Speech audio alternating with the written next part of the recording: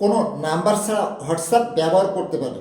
কারণ অনেক সময় আমাদের প্রয়োজন পড়ে যে নাম্বার ছাড়া হোয়াটসঅ্যাপ ব্যবহার করবো, অনেক সময় নতুন ফোন কিনি, তখন আমাদের কাছে সিম থাকে না, হোয়াটসঅ্যাপ ব্যবহার করার প্রয়োজন পড়ে। তাই কাজটি শিখে রাখুন যে কিভাবে উইদাউট নাম্বারে হোয়াটসঅ্যাপ ব্যবহার করবেন। ভিডিওটা আপনি টাইমলাইনে শেয়ার করে দিবেন যাতে করে অন্যান্য ভাই বোনেরা দেখে উপকৃত এবং পেজটিকে ফলো করে রাখতে পারেন এরকম সব informative video. First of all আপনার হোয়াটসঅ্যাপ অ্যাপসটাকে ওপেন করবেন। এরপরে কর্নারে যে থ্রি ডট লাইন রয়েছে এর উপরে ট্যাপ করবেন। এখানে পেয়ে যাবেন সেটিংস, এর উপরে ট্যাপ করবেন। দেন এরপরে প্রথমে পেয়ে যাবেন অ্যাকাউন্ট, এর উপরে ট্যাপ করবেন।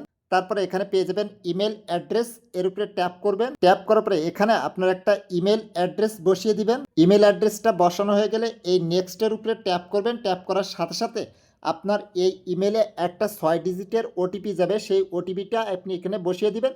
বসানোর সাথে সাথেই দেখবেন যে আপনার হোয়াটসঅ্যাপটা চালু হয়ে যাবে।